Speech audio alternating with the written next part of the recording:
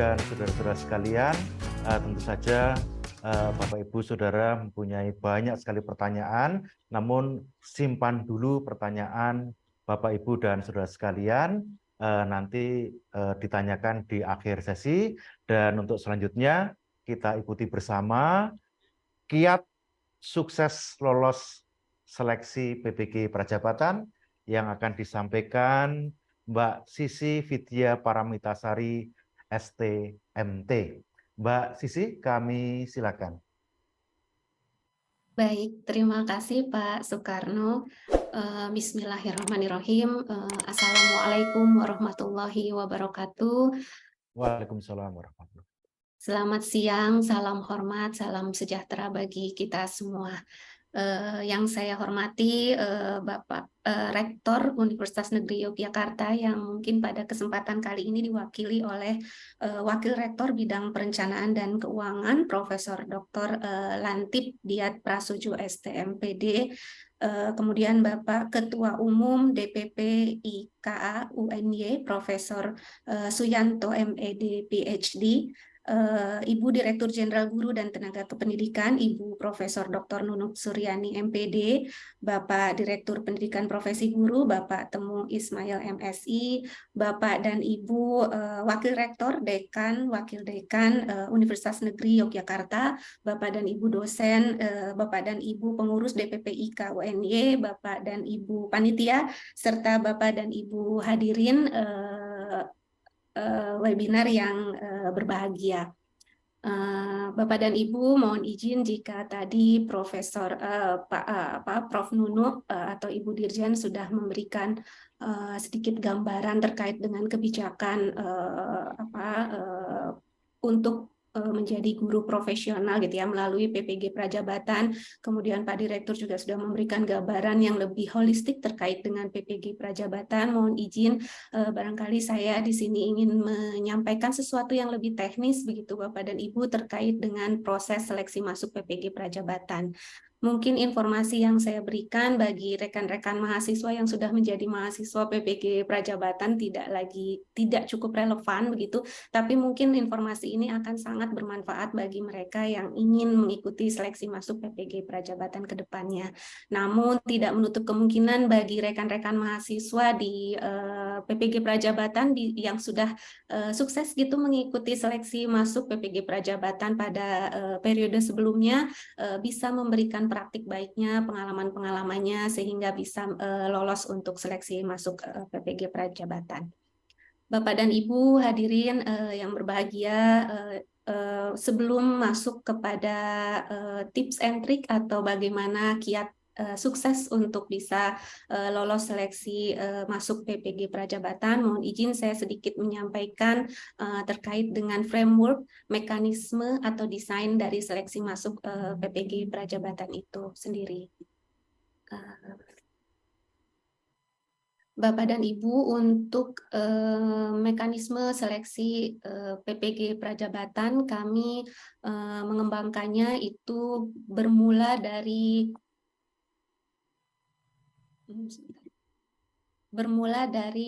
tujuan atau output yang ingin dicapai dari PPG Prajabatan itu sendiri. Jadi output yang ingin dicapai dari PPG Prajabatan itu adalah menghasilkan lulusan yang profesional sebagai seorang guru yang profesional dan yang mampu memberikan dampak positif atau impact yang positif terhadap pendidikan di Indonesia. Dari tujuan-tujuan output atau output dari PPG Prajabatan inilah kita mendefinisikan kira-kira input seperti apakah yang akan bisa untuk sukses dalam mengikuti pendidikan profesi guru tersebut.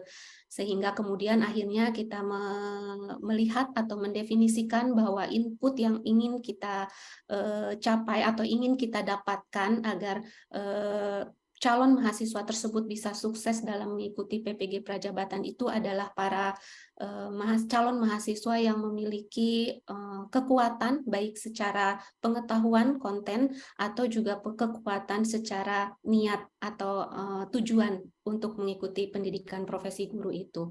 Selain itu juga calon mahasiswa itu diharapkan memiliki kematangan atau kedewasaan secara pribadinya, serta juga memiliki passion atau keinginan yang sangat tinggi untuk bisa menjadi seorang guru.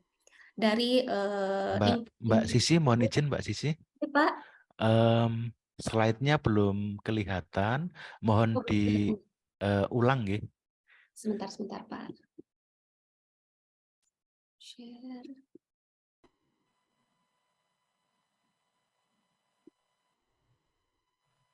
Sudah terlihat Pak? Ya, sudah jelas ya. Baik ya. Baik, mungkin saya sedikit mengulang Bapak Ibu. Jadi dari input-input yang ingin kita peroleh seperti itulah kita kemudian mendefinisikan bahwa hal-hal apa saja yang bisa mendefinisikan kriteria calon mahasiswa tersebut sehingga kita memiliki keyakinan bahwa calon mahasiswa tersebut adalah memang calon-calon mahasiswa yang kita pilih dan mampu untuk mampu menyelesaikan pendidikannya dan menjadi guru profesional ke depannya. Dari situ kita kemudian mendefinisikan bahwa kita akan melihat dari segi kompetensinya, dari segi pengetahuannya, dari segi pengalamannya, dan dari segi kepribadiannya. Kemudian setelah itu kita merancang sistem seleksi seperti apa. Akhirnya kita memutuskan bahwa seleksi yang akan kita lakukan yaitu melalui proses screening atau penyaringan, serta proses ujian, serta dilengkapi lagi dengan nanti adalah wawancara sesuai dengan kompetensi-kompetensi yang diharapkan.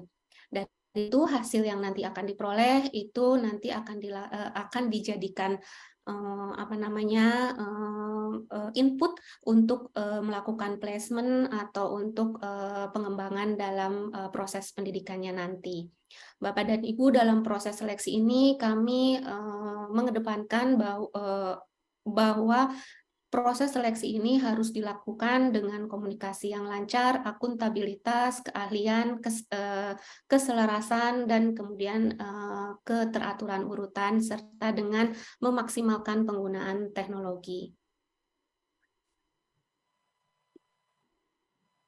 Kemudian Bapak dan Ibu, dari beberapa kriteria calon mahasiswa tersebut disusun beberapa pertanyaan yang ingin kita gali yang dari calon-calon mahasiswa ini sehingga kita bisa meyakinkan gitu bahwa calon mahasiswa tersebut memang adalah mahasiswa yang kita cari untuk bisa mengikuti PPG Prajabatan. Ada 3 komponen pertanyaan utama yang kita kembangkan, yaitu yang pertama komponen pertanyaan terkait dengan pengetahuan untuk menggali apa yang diketahui oleh calon mahasiswa tersebut, yaitu pengetahuan-pengetahuan terkait dengan profesi guru, juga pengetahuan-pengetahuan tentang keterampilan teknis yang berhubungan dengan konten keahlian. Kemudian apa yang mahasiswa tersebut pernah alami atau bagaimana pengalaman-pengalaman yang pernah mereka hadapi sebelum akhirnya memutuskan untuk memasuki pendidikan PPG dan menjadi seorang guru. Pengalaman atau situasi sebelumnya yang pernah dialami baik itu dalam dunia pengajaran, dunia guru, atau juga di dunia-dunia lainnya selain itu dan telah dialami sebelum mereka memutuskan untuk menjadi seorang guru. Dan kemudian yang ketiga adalah apa yang bisa dilakukan oleh calon mahasiswa tersebut untuk menentukan berhasil tidaknya seseorang dalam melakukan pekerjaannya, baik itu berhasil dalam pendidikannya maupun nanti berhasil untuk menjadi seorang guru yang profesional. Dari ketiga hal yang ingin kita ketahui tersebut, maka dikembangkan sebuah sistem seleksi, yaitu dengan memperhatikan 3 buah jenis seleksi. Yang pertama yaitu melalui uji tes substantif untuk mengetahui terkait dengan pengetahuan teknis dari calon mahasiswa, kemudian ada CV dan esai, ini juga untuk mengetahui terkait dengan pengalaman maupun terkait dengan data diri mahasiswa tersebut, dan yang terakhir yaitu adalah wawancara. Wawancara untuk mengetahui kira-kira bagaimana kompetensi dan kepribadiannya sehingga yang bersangkutan bisa diyakinkan bahwa akan bisa berhasil untuk menempuh pendidikannya dan juga berhasil untuk menjadi guru yang profesional ke depannya. Dari beberapa tahapan seleksi tersebut, Bapak dan Ibu, kita bagi menjadi 3 tahap seleksi. Diawali dengan seleksi administratif di sini untuk mengetahui tentang data diri dasar atau basic requirement dan experience atau pengalaman dari mahasiswa calon mahasiswa tersebut.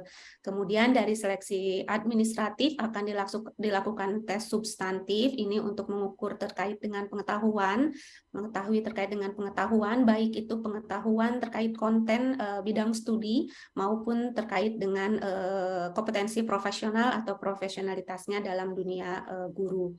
Dan yang terakhir adalah wawancara.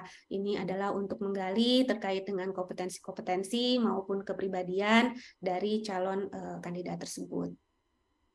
Dari 3 tahapan seleksi ini, Bapak dan Ibu, ini dilakukan melalui sistem gugur. Jadi hanya mereka yang lolos tes administratif yang bisa mengikuti tes substantif, dan hanya mereka yang lolos tes substantif yang bisa mengikuti tes wawancara. Sehingga akhirnya nanti didapatkan mahasiswa PPG yang memiliki modal yang kuat untuk menyelesaikan pendidikannya dengan baik dan menjadi guru muda yang profesional. Bapak dan Ibu hadirin, sebagai langkah awal untuk seleksi masuk PPG Prajabatan yaitu adalah tes administratif. Di dalam tes administratif ini nanti ada terkait dengan CV dan esai yang akan menggali terkait dengan informasi umum Bapak dan Ibu serta pengalaman-pengalaman Bapak dan Ibu sebelum memutuskan untuk bergabung dalam PPG Prajabatan dan menjadi guru. Terkait dengan persyaratan umum calon mahasiswa PPG Prajabatan, yang pertama adalah warga negara Indonesia tentu saja Bapak Ibu, kemudian yang kedua itu tidak terdaftar sebagai guru atau kepala sekolah pada Dapodik atau Simpatika. Dan yang ketiga, berusia paling tinggi 32 tahun pada tanggal 31 Desember di tahun pendaftaran. Keempat, memiliki kualifikasi akademik S1 maupun D4. Kemudian memiliki indeks prestasi kumulatif paling rendah itu di 3, memiliki surat keterangan sehat jasmani dan rohani, memiliki surat keterangan berkelakuan baik, bebas narkotika, psikotropika, dan zat adiktif lainnya, serta menandatangani fakta integritas dan mengikuti tahapan seleksi dari administratif, substantif, dan wawancara. Tadi saya sempat membaca di chat ada yang bertanya apakah Bapak dan Ibu yang sedang pendidikan S2 boleh mengikuti pendaftaran PPG Prajabatan. Boleh Bapak dan Ibu silahkan, tetapi nanti yang digunakan itu adalah bidang studi S1-nya, jadi bukan bidang studi S2-nya. Jadi yang untuk linearitasnya itu yang ditetapkan adalah berdasarkan bidang studi S1-nya. Kemudian IPK-nya juga yang digunakan adalah IPK untuk bidang studi S1. Kemudian Bapak dan Ibu dalam seleksi administratif ini nanti akan dilakukan konfirmasi pada pemenuhan syarat-syarat administratif, baik itu nanti keabsahan dan kesesuaian dokumennya, ijazahnya, kemudian linearitas dari pendidikannya atau bidang studinya. Kemudian nanti Bapak dan Ibu juga akan diminta untuk mengisi CV, di mana di dalamnya nanti ada nama, nik, tempat tanggal lahir, dan latar belakang pendidikan, dan juga nanti akan diminta untuk mengisi esai. Esai ini terkait dengan pengalaman mengajar Bapak dan Ibu, pengalaman pelatihan, pengalaman bekerja, pengalaman organisasi, atau juga ada hobi dari Bapak dan Ibu. Seluruh verifikasi dan validasi untuk seleksi administratif ini nanti Bapak dan Ibu akan dilakukan by sistem. Hasil yang akan diperoleh nanti adalah diterima, perbaikan, dan ditolak. Kemudian Bapak dan Ibu ada hal-hal yang perlu diperhatikan dalam melakukan seleksi administratif karena berdasarkan pengalaman dari gelombang pertama, lalu gelombang kedua, banyak kesalahan-kesalahan pengisian seleksi administratif yang nanti berdampak pada penyelesaian administratif di belakangnya, seperti alamat Bapak dan Ibu, domisili maupun yang tertera di KTP. Jadi mohon diperhatikan gitu ya, baca dan setiap pertanyaan itu dengan detail sehingga nanti yang Bapak dan informasi-informasi yang Bapak dan Ibu berikan itu merupakan informasi-informasi yang valid. Jadi perhatikan dan bacalah setiap detail pertanyaannya itu dengan teliti Bapak dan Ibu. Kemudian usahakan untuk menuliskan semua informasi dengan akurat, hati-hati, dan teliti. Jadi kedepannya tidak ada kesalahan gitu ya dalam informasi-informasi pribadi Bapak dan Ibu yang di-input di dalam aplikasi. Kemudian Bapak dan Ibu, sebelum Bapak dan Ibu klik submit gitu, begitu, kemudian Bapak dan Ibu pastikan untuk memeriksa kembali seluruh informasi yang diberikan. Untuk melakukan ini memang tidak mudah ya Bapak dan Ibu, karena banyak sekali isian-isian yang perlu Bapak dan Ibu penuhi gitu. Tapi Bapak dan Ibu, kami mohon dapat melakukan pendaftarannya sesegera mungkin, sehingga batas waktu antara pendaftaran dan tanggal akhir pendaftaran itu masih ada tenggat waktunya, itu agak panjang gitu ya, sehingga Bapak dan Ibu bisa mengisikan setiap informasi itu dengan lebih detail dan tidak terburu-buru. Penting juga bagi Bapak dan Ibu untuk selalu memperhatikan batas waktu pendaftaran. Kemudian Bapak dan Ibu dalam melakukan pengisian esai, kami memahami karena esai ini mungkin teman-teman rekan-rekan mahasiswa yang sudah melalui pengerjaan esai pasti merasakan bahwa memang pertanyaan-pertanyaan esai ini agak sedikit banyak begitu ya, ada beberapa pertanyaan dengan anak-anak pertanyaan dari setiap pertanyaannya. Jadi mungkin dibutuhkan waktu yang tidak sedikit untuk mengisi esai ini. Nah, kami berharap Bapak dan Ibu tidak terburu-buru dalam melakukan pengisian esai, jadi memanfaatkan waktu dengan baik, kemudian mengerjakannya tidak dengan terburu-buru gitu ya, harus selesai gitu.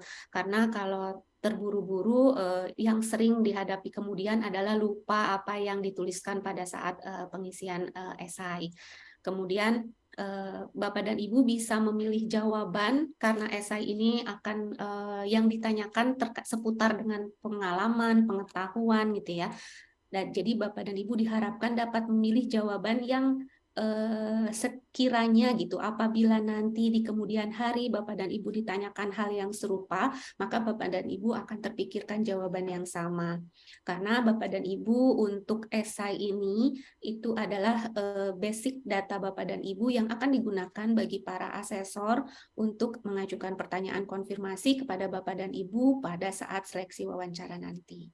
Kemudian yang terpenting juga Bapak dan Ibu, ini tipsnya begitu, Bapak dan Ibu bisa membuat salinan jawaban esai gitu. Jadi kerjakan esai di lembar kerja lain terlebih dahulu sebelum kemudian Bapak dan Ibu masukkan ke dalam aplikasi. Karena ketika Bapak dan Ibu mengisikan di dalam aplikasi lalu dikirim, maka Bapak dan Ibu tidak akan lagi bisa melihat jawaban esai Bapak dan Ibu di kemudian hari.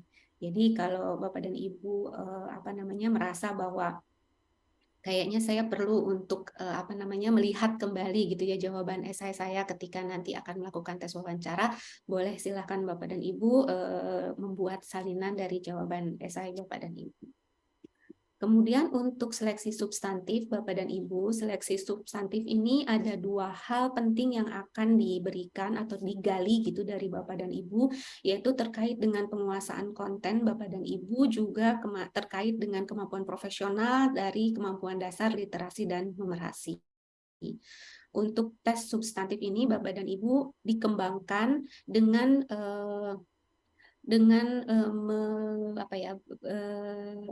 dikembangkan itu untuk memastikan bahwa Bapak dan Ibu calon mahasiswa PPG Prajabatan itu telah menguasai kompetensi dasar konten bidang studinya.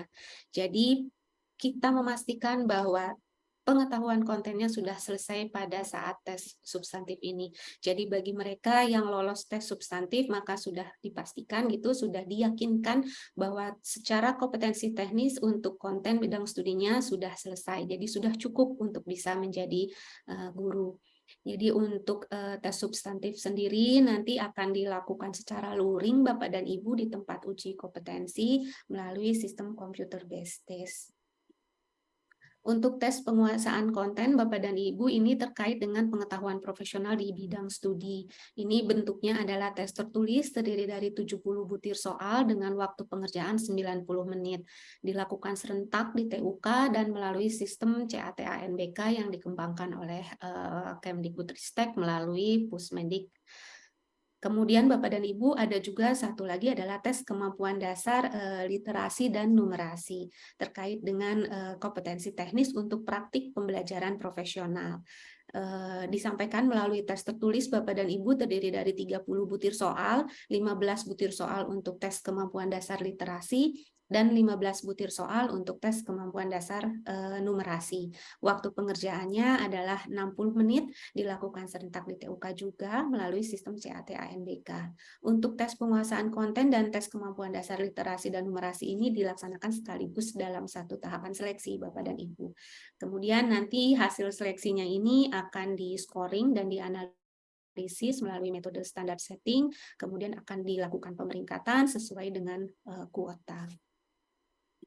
Bapak dan Ibu, dalam proses seleksi substantif ini kami memang tidak mengeluarkan kisi-kisi tes begitu ya Bapak dan Ibu, karena kami sepakat bahwa kami ingin mencari calon mahasiswa yang tidak belajar dari kisi-kisi hanya untuk lolos seleksi atau untuk lolos dalam tes begitu.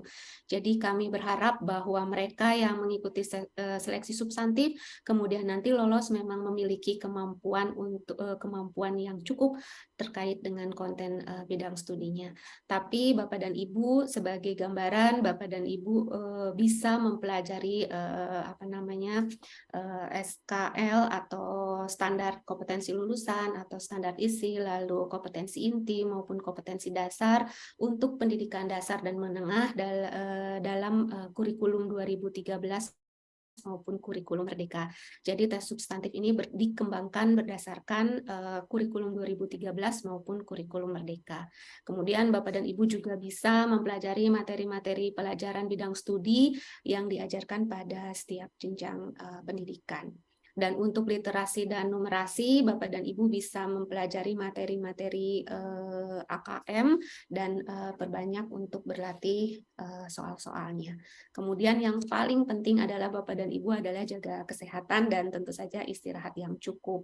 Karena tidak sedikit Bapak dan Ibu dari peserta seleksi yang memiliki gangguan kesehatan gitu ya Bapak dan Ibu pada saat pelaksanaan seleksi tes substantif di mana dilakukan serentak untuk 2 mata tes selama 90 dan 60 menit, jadi kurang lebih selama 150 menit itu terdapat beberapa kendala kesehatan.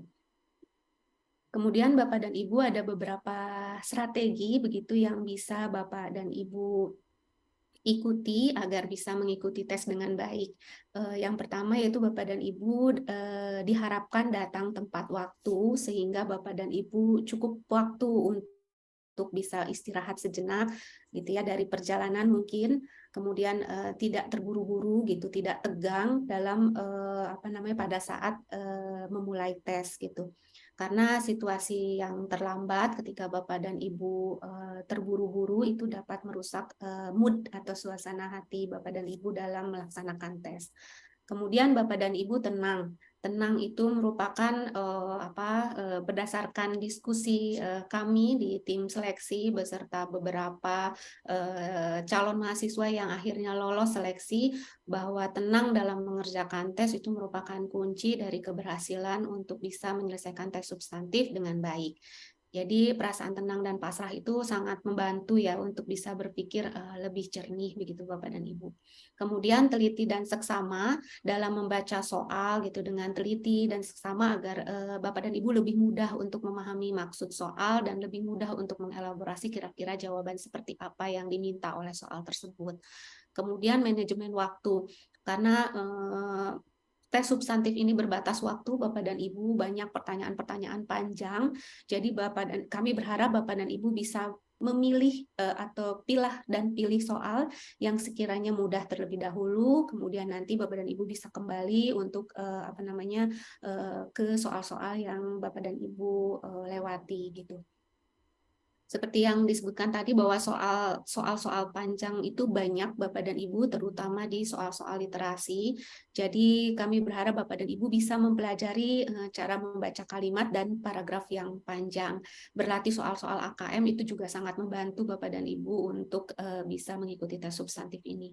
Dan yang terakhir dan yang paling penting adalah Bapak dan Ibu memeriksa kembali dengan cepat soal dan jawaban sebelum disubmit. Kemudian Bapak dan Ibu, selain seleksi substantif, yang terakhir adalah seleksi wawancara. Seleksi wawancara ini dilakukan seputar untuk menggali informasi terkait dengan kepribadian dan kompetensi Bapak dan Ibu yang menunjukkan minat, bakat, idealisme, dan panggilan jiwa untuk menjadi guru. Ada 10 kompetensi Bapak dan Ibu nanti yang akan digali pada saat proses wawancara. 10 kompetensi ini akan dielaborasi ke dalam pertanyaan-pertanyaan wawancara. Pertanyaan-pertanyaan wawancara ini nanti akan diberikan kepada Bapak dan Ibu berdasarkan esai yang Bapak dan Ibu tuliskan sebelumnya. Sehingga disinilah gitu ya Bapak dan Ibu dikonfirmasi nanti informasi-informasi yang Bapak dan Ibu tuliskan dalam esai akan dikonfirmasi oleh Bapak dan Ibu asesor pada saat wawancara, kemudian nanti akan dikelompokkan ke dalam kompetensi-kompetensi perilaku 10 kompetensi ini. Seleksi wawancara sendiri Bapak dan Ibu itu merupakan online interview, yaitu akan dilakukan secara daring dengan menggunakan aplikasi Google Meet yang terintegrasi dengan SIM PKB. Kemudian wawancara ini nanti akan dilakukan selama 1 jam atau 60 menit untuk setiap kandidat oleh 2 orang asesor. Wawancara ini bersifat rahasia Bapak dan Ibu, hanya akan diketahui oleh Bapak dan Ibu peserta, asesor, dan pemantau yang ada di dalam ruang pertemuan virtual wawancara. Kemudian Bapak dan Ibu sebagai peserta wawancara itu tidak diperkenankan untuk berkomunikasi secara langsung dengan asesor. Jadi komunikasi Bapak dan Ibu sebelum maupun sesudah interview dengan asesor itu hanya dapat dilakukan melalui perantara yaitu pemantau. Nanti akan ditetapkan tim pemantau bagi Bapak dan Ibu peserta untuk mengikuti seleksi wawancara. Kemudian Bapak dan Ibu, pertanyaan-pertanyaan yang akan diberikan nanti dalam seleksi wawancara itu adalah seputar pengalaman dan pengetahuan Bapak dan Ibu peserta, serta jawaban-jawaban yang diharapkannya pun adalah seputar pengalaman dan pengetahuan yang dimiliki oleh Bapak dan Ibu. Jadi bukan pengalaman dan pengetahuan milik orang lain yang Bapak dan Ibu dengar gitu, tetapi milik Bapak dan Ibu sendiri gitu. Kemudian dalam wawancara juga nanti asesor akan banyak bertanya terkait dengan interest atau passion ya, keinginan Bapak dan Ibu gitu, cita-cita tujuan Bapak dan Ibu untuk mengikuti program PPG ini. Kemudian Bapak dan Ibu, seleksi wawancara ini akan dijadwalkan by system dari SIM PKB bagi mereka yang mengikuti. Namun apabila terjadi suatu kendala gitu ya, atau alasan-alasan yang sangat mendesak seperti akibat listrik dan jaringan atau musibah, sakit, kerabat meninggal dunia dan bencana alam, serta adanya upacara keagamaan, maka wawancara ini bisa dilakukan penjadwalan ulang tapi hanya untuk 1 kali saja. Nanti Bapak dan Ibu silakan untuk mengkomunikasikan dengan pemantau gitu ya. Kemudian Bapak dan Ibu, dari saya mungkin ingin sedikit memberikan bocoran terkait 10 kompetensi yang akan digali pada saat wawancara. Yang pertama yaitu terkait dengan building positive working relationship, atau lebih sering disebut sebagai BPWR. Untuk kompetensi ini nanti akan digali begitu bagaimana calon mahasiswa dapat mengembangkan dan menggunakan hubungan kolaborasi, dapat berkolaborasi gitu ya, untuk berkolaborasi bersama rekan atau lingkungan sekitarnya untuk memfasilitasi pencapaian tujuan kerja sebagai pengajar atau guru. Kemudian kompetensi yang kedua yaitu coaching, bagaimana nanti calon mahasiswa dapat melibatkan diri dan berkomitmen untuk mengembangkan perilaku, keterampilan atau pengetahuan khusus yang dibutuhkan oleh coach, serta bagaimana calon mahasiswa dapat menggali atau memastikan munculnya sikap positif dari coach yang kelak membantu untuk menunjang sukses. Itu Bapak dan Ibu. Kemudian kompetensi yang ketiga yaitu terkait dengan compelling communication, yaitu bagaimana Bapak dan Ibu bisa menyampaikan informasi atau gagasan secara jelas dan ringkas kepada lingkungan sekitar gitu, berkomunikasi dengan cara yang fokus sehingga bagaimana Bapak dan Ibu bisa menarik perhatian teman lawan bicara begitu. Kemudian kompetensi yang keempat yaitu adalah kompetensi continuous learning. Kompetensi ini merupakan kompetensi yang penting bagi seorang guru.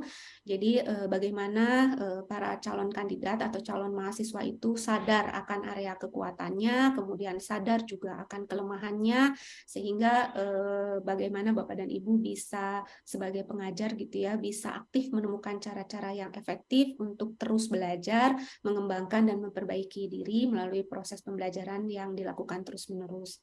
Kemudian yang kelima itu adalah kompetensi terkait dengan decision making, yaitu mampu mengidentifikasi dan memahami masalah dan kemudian mampu memberikan evaluasi, melakukan evaluasi serta memberikan keputusan yang tepat waktu berdasarkan fakta-fakta yang ditemukan. Kemudian ada lagi kompetensi ethical maturity terkait dengan kematangan emosi, kemudian kejujuran, berperilaku dalam kebijaksanaan, kasih sayang gitu ya, bagaimana Bapak dan Ibu menunjukkan sikap moral, spiritual, nilai etika profesi, dan kebijakan yang ada. Kemudian yang ketujuh yaitu kompetensi managing work, di mana Bapak dan Ibu mampu mengatur waktu dan sumber daya yang ada untuk memenuhi tujuan dengan efektif dan efisien. Dan yang kedelapan ini mungkin yang paling penting Bapak dan Ibu, yaitu panggilan jiwa atau panggilan hati untuk sebagai pengajar, mission atau purpose yang memberi dampak positif secara luas baik bagi peserta didik maupun lingkungan sekitar. Yang kesembilan adalah resilience, yaitu ketahanan. Jadi bagaimana Bapak dan Ibu terus berupaya fokus dan positif walaupun nanti menghadapi kegagalan atau menghadapi ketidakberhasilan, tapi Bapak dan Ibu tidak pantang menyerah gitu, bisa bangkit untuk tetap berusaha meraih tujuan. Dan kompetensi yang terakhir yaitu terkait dengan valuing differences, yaitu bagaimana nanti calon mahasiswa dapat bekerja secara efektif dengan peserta didik yang beragam, baik beragam budaya, beragam pengetahuan, interpersonal, kemampuan atau motivasinya, dan latar belakangnya. Jadi bagaimana Bapak dan Ibu bisa melihat, itu calon mahasiswa itu bisa melihat kekuatan dari perbedaan tersebut untuk bisa mengambil kekuatan-kekuatannya atau hal-hal baiknya untuk kemudian nanti bisa dikembangkan selanjutnya. Itu adalah 10 kompetensi yang nanti akan digali Bapak dan Ibu pada saat proses seleksi wawancara. Kemudian untuk seleksi wawancara sendiri, Bapak dan Ibu ada beberapa hal yang mungkin bisa dilakukan sebelum wawancara. Jadi persiapan-persiapan yang mungkin bisa dilakukan Bapak dan Ibu agar wawancaranya berjalan dengan lancar. Yang pertama, Bapak dan Ibu harus memastikan bahwa kondisi ruangan itu cukup kondusif untuk melakukan wawancara, tidak ramai dan tidak banyak interupsi begitu ya. Karena kalau terlalu banyak interupsi nanti informasi yang tersampaikan juga tidak utuh. Kemudian suasananya menjadi gaduh begitu Bapak dan Ibu, dan akan memecah konsentrasi dari para calon mahasiswa. Kemudian yang kedua itu diharapkan tidak sedang berada dalam perjalanan atau sedang berkendara, selain akan juga berbahaya, itu juga akan memecah konsentrasi dalam melaksanakan proses wawancara. Kemudian terkait dengan perangkat elektronik dan internet cadangan, diharapkan untuk bisa mempersiapkan perangkat elektronik yang digunakan, di mana harus ada fitur kamera yang terhubung dengan internet. Disarankan untuk mempersiapkan cadangan koneksi internet sebelum melakukan proses wawancara, sehingga apabila nanti di tengah-tengah terputus akibat masalah jaringan, sudah disediakan untuk cadangan koneksinya begitu. Kemudian disarankan juga untuk bisa menggunakan alat pendukung konferensi seperti headset dan handsfree untuk lebih melancarkan jalannya wawancara. Kemudian proses wawancara sendiri itu nanti akan dilakukan melalui Google Meet secara daring dengan aplikasi Google Meet yang terintegrasi dengan SIM PKB. Jadi untuk melancarkan jalannya wawancara mungkin sangat diharapkan Bapak dan Ibu calon mahasiswa itu memiliki akun Google begitu, karena pada saat nanti akan masuk diperlukan akun Google, diperlukan masuk untuk melalui akun Google gitu. Kemudian disarankan juga untuk berlatih terlebih dahulu menggunakan Google Meet sehingga pada saat proses wawancara itu sudah sangat bisa untuk masuk ke dalam aplikasi Google Meet. Kemudian jika peserta nanti terputus di tengah-tengah itu karena jaringan koneksi dengan nanti juga bisa dilakukan maksudnya apa bisa berkomunikasi dengan pemantau gitu. Jadi harap selalu berkomunikasi dengan pemantau gitu apabila terjadi kendala dengan aplikasi. Dan yang terakhir yang perlu disiapkan sebelum wawancara yaitu mempersiapkan identitas. Karena ini yang paling sering terjadi itu adalah calon mahasiswa masuk ke dalam ruang wawancara itu tanpa tanpa menunjukkan atau tanpa mempersiapkan kartu identitasnya, sehingga pada saat ditanyakan tidak bisa menunjukkan kartu identitas, dan ini sangat penting sebetulnya di dalam seleksi wawancara, karena melalui kartu identitas inilah para asesor bisa memastikan bahwa calon mahasiswa yang hadir di dalam ruang virtual tersebut adalah mahasiswa yang bersangkutan. Itu Bapak dan Ibu. Kemudian ada beberapa strategi mungkin untuk kiat suksesnya Bapak dan Ibu dalam melakukan wawancara. Wawancara ini dilakukan secara serius tapi santai untuk memastikan bahwa calon mahasiswa ini tidak merasa tegang, karena jika tegang nanti jawaban-jawaban yang diberikan oleh para calon mahasiswa ini menjadi tidak informatif gitu, sehingga bisa menghambat proses jalannya wawancara. Seluruh pertanyaan yang akan diberikan nanti oleh asesor itu merupakan pertanyaan-pertanyaan seputar pengalaman dan pengetahuan yang dimiliki. Jadi tidak perlu persiapan khusus terkait dengan seleksi wawancara ini, terkait dengan konten wawancaranya gitu Bapak dan Ibu, sehingga proses wawancara ini dapat berlangsung dengan lancar apabila dapat diikuti dengan serius dan santai. Kemudian tips yang kedua yaitu adalah datang tepat waktu. Jadi ada waktu maksimal keterlambatan, ada 15 menit tidak hadir dan tidak memberikan konfirmasi, maka itu akan dianggap diskualifikasi. Jadi kendala apapun, karena wawancaranya dilaksanakan secara daring, biasanya kendala-kendala itu terjadi di awal wawancara yang disebabkan oleh masalah koneksi dan jaringan serta juga masalah di aplikasi. Jadi komunikasi, tentu saja komunikasi yang utama itu bisa dilakukan, tetapi apabila komunikasi tidak ada, maka 15 menit adalah waktu yang diberikan sebagai